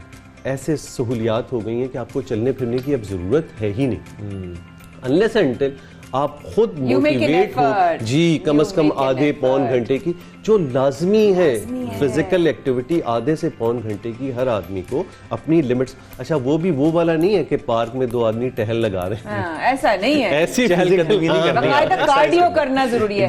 पतले पतले लोगों की भी तोंदें निकली हुई होती हैं, मतलब समझ ही नहीं आता। तो वो एक बैलेंस अपना रखना है कि आपकी कैलोरी इनटेक क्या रह रही है और आप कंज्यूम क्या कर रहे हैं, और उसका सिंपल फार्मूला 1 इंच टेप आपके आपके पास हो और अपने पेट को नापते रहें। जिस दिन ये पेट पे चर्बी आनी शुरू हो गई, समझ लें आपका ये बैलेंस आउट हो रहा है, आप इंटेक ज्यादा कर रहे हैं, कंज्यूम कम कर रहे हैं। और मैं इसीलिए अपने तमाम मरीजों को, लोगों को कहता हूँ कि भाई अपना एक मंथ का एक ऑडिट दिन बना लो, जिस दिन आपने वेस्ट अपनी नापनी है। मैं तो शर्मिंदगी से नापता ही नहीं हूँ, ये ना कि पता लग जाए पैंट शर्ट पहनने वालों को पता चल जाता है, चाहे वो नापे या ना नापे, हमारी बाकायदा वाज़ेह हो रही है। मैं चाहती हूँ डॉक्टर साहब कि आप आज जब ये जो भी शो देखे ना, वो आज उठे कि भाई कम से कम आज वो ना पिए, जो रेगुलर पीने वाला है ना, कम से कम ये मैं भी कहती हूँ, ये भी हमारा वाचर टेक अवे हो जाएगा। बिल्कुल। अच्छा, उसमें क्या होता है कि देखिए इस किस्म की चीजें, मीठे मशरूबात, वही हम कहते हैं हम कन्वेंशनल पे क्यों नहीं जाते। फलों के आजकल इतने अच्छे इंस्ट्रूमेंट्स मौजूद हैं, आप जूस घर पे बना सकते हैं, नहीं घर पे बना सकते हैं, अब तो बस डालना होता है, वो बन के निकल आता है, अब कहीं किसी ठेले उस पर जाना नहीं पड़ेगा, आप खुद कर सकते हैं। तो नेचुरल जो मशरूबात हैं उनको यूज करें। अच्छा, उसमें भी फिर डिपेंड होता है आप शुगर के मरीज हैं या नहीं है। अगर हैं तो फिर कोशिश करें फल खाएं, बजाय इसके कि उसका जूस निकाल आप फल खाएं। अक्सर लोग डॉक्टर साहब की बात कर रहे हैं, लोगों को ना एकदम से जिस तरह कहते हैं ना, आपने कहा कि ये सब मिथ है, ऐसा कुछ नहीं है, आपको कोई नहीं, आपकी गैस्ट्रिक वगैरह आपको ठीक होती, पीने के बाद एकदम से इनको टीस उठना शुरू हो जाती है दिल में। देखिए मैदा जो है ना, वो भी एक हरकत देता है, तो आपको एक ऑर्गेनिक पेन फील होता है। दिल का दर्द और मैदे का फर्क यही होता है कि वो एक वक्ती जिसे आप खाने से रिलेट कर रहे होते हैं, तो वो चीज़ फील होती है। एक आपका सवाल है कि मैं चाह रहा हूँ उसको कंक्लूड करूँ बातों को, कि दिल के मर्ज से बचा कैसे जा सकता है। एक हेल्दी आदमी को इम्पॉर्टेंट ये कि आप अपने तमाम रिस्क फैक्टर का ख्याल रखें। अभी हम जो मीठे की बात कर रहे हैं, ये रिलेट करता है ओबेसिटी से डायरेक्टली। जितना आप ज्यादा मीठा खाएंगे, आप ओबेसिटी की तरफ जाना शुरू होंगे। मीठा जितना कम कर देंगे, मोटापा कम होना शुरू होगा। इससे हट के 2-4 चीज़ें इंपॉर्टेंट हैं यंग लोगों के लिए। सेहत की हालत में ब्लड प्रेशर को चेक करा लेना, शुगर को चेक करा लेना, कोलेस्ट्रॉल को। ये 3 ऐसी चीज़ें हैं जो आपको चेक करा के पता चलेंगी। हमारे यहाँ लोग वेट करते रहते हैं, जब कोई प्रॉब्लम आएगी तब चेकअप होगा। 30, 35, 40 साल के लोग, कभी उन्होंने अपना sugar, blood pressure, cholesterol check नहीं कराया। और फिर क्या होता है, ये चीजें डायरेक्ट पेचीदगी के हवाले से आपको जाहिर होती हैं। दिल का दौरा पड़ा, पता चला शुगर भी है, कोलेस्ट्रॉल भी है, ब्लड प्रेशर भी है। तो ये बुनियादी चीजें, सेहत की हालत, ये 3 चीजें। बाकी अभी हमने जैसे जिक्र किया, फिजिकल एक्टिविटी करनी है 30 से 40 मिनट की। डाइट का ख्याल इस अंदाज से रखना है कि आप मंथली अपना ऑडिट करके देखते रहें कि भाई आप कहाँ जा रहे हैं। ठीक है। सिगरेट स्मोकिंग बहुत ही, और मैं आज हैरान हूँ कि बड़े तो छोटे स्कूल गोइंग बच्चे आपको कहीं कोने खुदों में वो पीते हुए नजर। तो ये तमाम चीजें हैं जिसका आपको ख्याल रखना है। ये तमाम बुनियादी जरूरियात हैं जो आपको पूरी करनी है। इन तरीके से आप बच सकते हैं दिल के अमराज से भी। और कोलेस्ट्रॉल कंट्रोल रखें, ब्लड प्रेशर कंट्रोल रखें, शुगर अपनी चेक करते रहें, और डेली की एक्सरसाइज तो बहुत ही जरूरी है। तो ये तो बात हो गई हमारी सेहत के हवाले से, क्योंकि जितनी आपकी फिजिकल हेल्थ जरूरी है, उतनी आपकी मेंटल हेल्थ भी जरूरी है। तो डॉक्टर फवाद हमारे साथ मौजूद थे। सर, आपका बहुत शुक्रिया, आपने शो में ज्वाइन किया, इस तरीके से हमें सारी चीजें एक्सप्लेन की। और दोबारा आपको तकलीफ देंगे और दोबारा आपसे वक्त लेंगे, क्योंकि बहुत सारे सवाल थे जो अभी भी मेरे जहन में रह गए थे। और डॉक्टर साहब की साथ साथ हम आगे बढ़ेंगे एक ऐसे, जिस तरह उन्होंने कहा ना कि खुद you have to take charge. आपको खुद अपनी लाइफ का जो है चार्ज लेना पड़ता है। और अगर आप छोटी उम्र से बच्चों को शुगर दे रहे हैं, लेकिन अगर छोटी उम्र से बच्चे रिस्पॉन्सिबल होना शुरू हो जाएं, छोटी उम्र से बच्चे चैलेंज लेना, एक्सेप्ट करना सीख जाएं, छोटी उम्र से बच्चे आइकॉन बनना शुरू हो जाएं, छोटी उम्र से बच्चे इंस्पिरेशनल स्टोरी बन जाएं, तो शाहजेब ऐसे लोग फिर मीरब जैसे होते हैं। और उनको हम सलाम पेश करते हैं। और हमारे पास कोई चॉइस नहीं है, क्योंकि हम वाकई उनको सलाम इसलिए पेश करते हैं क्योंकि ये उनकी खिदमत है इंसानियत के लिए, और एक दूसरे का सहारा बनने के लिए, एक दूसरे की मदद करने के लिए, जो कि हमारे माशरे में बहुत ज़रूरी है, हर जगह बहुत ज़रूरी है। आपको एक दूसरे का ख्याल रखना चाहिए। इसी तरीके से मीरब, छोटे से घर में रहने वाली 14 साल ये मीरब गरीबों को मुफ्त खाना खिलाती हैं, उनकी मदद करती हैं। उन्होंने अपने ही घर को पूरे किचन में तब्दील कर दिया है। वाज़ेह रहे कि मीरब खुद कोई बहुत बड़े घर से नहीं है, बहुत ज्यादा माली इनके साथ कोई सपोर्ट नहीं है। ये खुद एक छोटे से ही कमरे में रहती हैं, लेकिन उसी कमरे से उन्होंने लोगों के लिए भी अपने आप को, अपने खिदमत लोगों में दे दिया। और मैं सिर्फ ये कहना चाहती हूँ कि इस तरह की सोच रखने वाले लोग शायद बज़ाहिर नजर ना आए, लेकिन अल्लाह के यहाँ बहुत बड़े उनके मकाम होते हैं, बहुत बड़े मकाम है। वो जैसा कि बता रही है माया कि मुफ्त खाना भी खिलाती हैं, और ये गरीबों के लिए, बाकी लोगों के लिए वो बहुत सस्ता खाना, बहुत कम दामों में खाना फराहम करती है। बिल्कुल, मीरब हमारे ज्वाइन कर चुके हैं शो में। मीरब से बात, मीरब खुशामदीद कहेंगे आपको सब सवेरे पाकिस्तान में। कैसी हैं आप? अल्हम्दुलिल्लाह मैं ठीक हूँ। अस्सलाम वालेकुम मीरा, थैंक यू हमारे शो में आने के लिए। जीते रहो, खुश रहो, अल्लाह तुम्हारे लिए बहुत अच्छे अच्छे मामलात फरमाए और शो में आने का बेहद शुक्रिया। बहुत प्यारी हो माशाल्लाह से। बस कुछ सवाल करना चाहेंगे और पहला सवाल ये है मीरा, पहले तो हम आपको सलाम पेश करते हैं, हम सब की तरफ से, पूरी टीम की तरफ से, शाज़ेब भाई और माया भाई जी की तरफ से सलाम है। और ये बताइए ये सब कैसे शुरू किया और कब?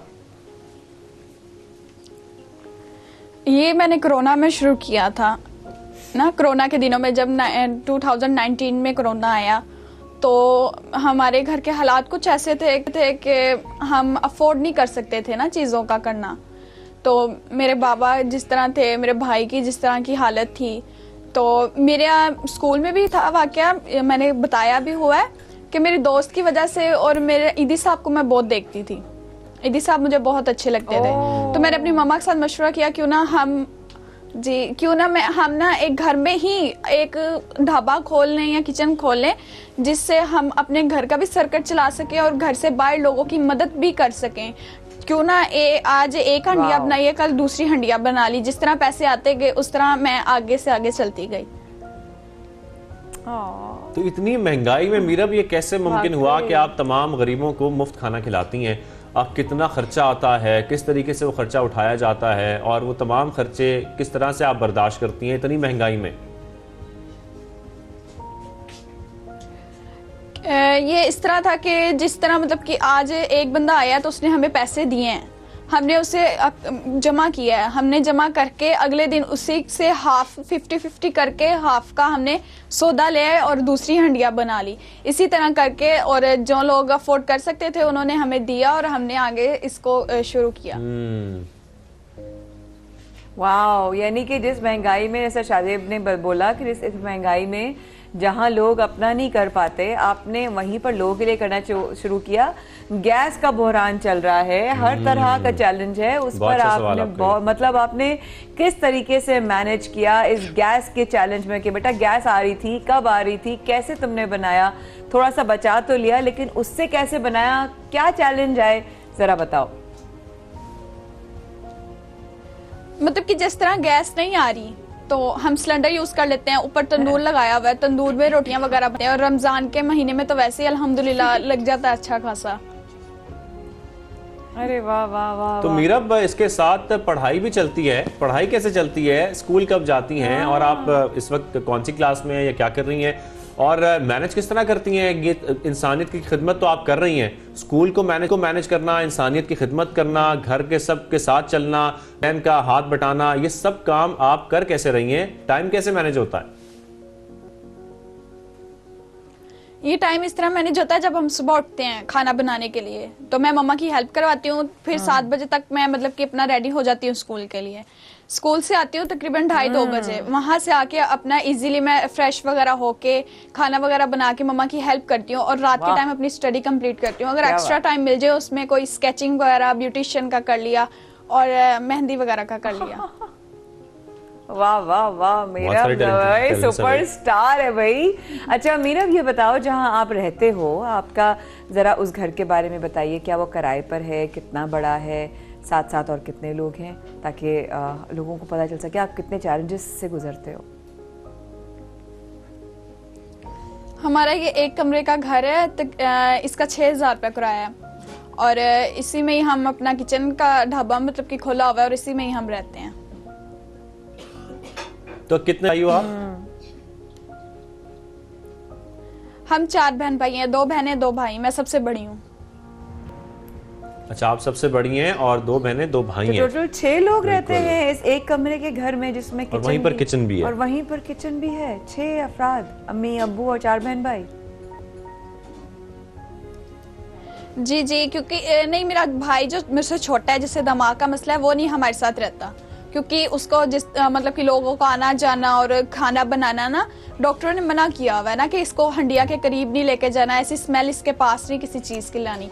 तो वो मेरी नानो घर रहता है, वो हमारे साथ नहीं होता। अल्लाह उसको हद दे। बिल्कुल, अल्लाह आपके भाई को सेहत दे। और यहाँ पर हम आपसे यही जानना चाहते हैं कि जिस तरीके से आप ये काम कर रही हैं, इंसानियत की खिदमत कर रही हैं, आपके फ्यूचर प्लान्स क्या हैं? क्या आपने सोचा था कि मैं इस तरीके से लोगों की खिदमत करूंगी आगे बढ़कर, या कोई और भी फ्यूचर प्लान्स हैं आगे जाकर? आपने कोई प्रोफेशनली कोई और फील्ड भी ज्वाइन करनी है? मेरा ख्वाब था कि मैं गरीब लोगों की मदद करूँ ना, और जैसे बड़ी हूँ और फौज में जाऊँ, आर्मी में, मतलब कि अपना जाके और गरीब मुस्तहिक लोगों की मदद करूँ। लेकिन मेरे अल्लाह मियाँ को पसंद नहीं आया। अल्लाह मियाँ का यहाँ से शुरू करो और फिर बाद में जो करना है करो।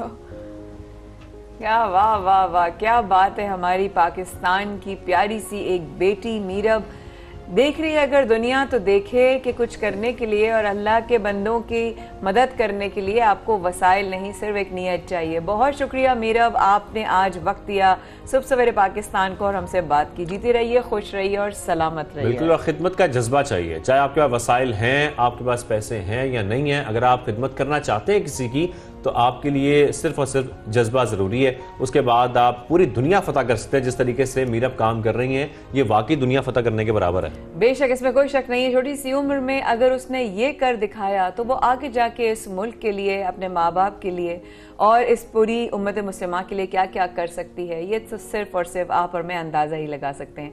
आइए इस नए साल का आगाज़ करते हैं इस सोच के साथ कि पाकिस्तान परवरदिगार पाकिस्तान को अपने ख़ास हिफ्ज़ व अमान में रखे। हमारी जो भी चैलेंजेस, जो आज भी हमने बात की, हम रोज़ बात करते शाहज़ेब, अल्लाह ताला इस नए साल में वो तमाम छट जाएं, वो तमाम बादल जो आए हुए हैं इस वक्त मुश्किलात के, वो दूर हो जाएं। सुबह सवेरे पाकिस्तान में कल फिर आपकी खिदमत में हाजिर होंगे। शाहज़ेब माया खान को कल तक ले दीजिए इजाज़त।